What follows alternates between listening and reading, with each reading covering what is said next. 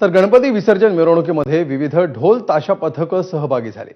पारंपरिक पोशाख करत संबळ, लेझीम आणि इतर वाद्य गणरायासमोर वाजवण्यात आली। तर काही ठिकाणी साहसी खेळांचं सुद्धा सादरीकरण करण्यात आलं। चला तर पाहूया या मिरवणुकीतील काही जल्लोषमय आणि साहसपूर्ण क्षण।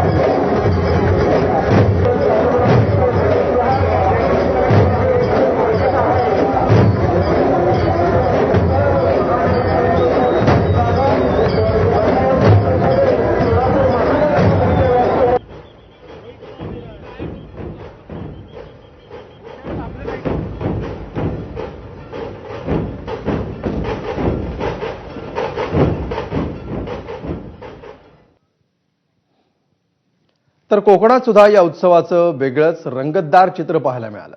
रायगड आणि रत्नागिरी जिल्ह्यामध्ये परंपरेनुसार गावातील घरगुती आणि सार्वजनिक गणपतींची एकत्र विसर्जन मिरवणूक काढली जाते। गावकरी आपल्या लाडक्या बाप्पाला डोक्यावर घेत पारंपरिक वेशभूषेत टाळ मृदंगाच्या तालावर विसर्जनासाठी निघालेले दृश्य भारावून टाकणार आहे। स्थानिक नद्यांवर आणि समुद्र किनाऱ्यावर भावपूर्ण वातावरणामध्ये बाप्पाला निरोप दिला गेला। रायगड, रत्नागिरी, सिंधुदुर्ग जिल्ह्यामध्ये हे चित्र पाहायला मिळालं।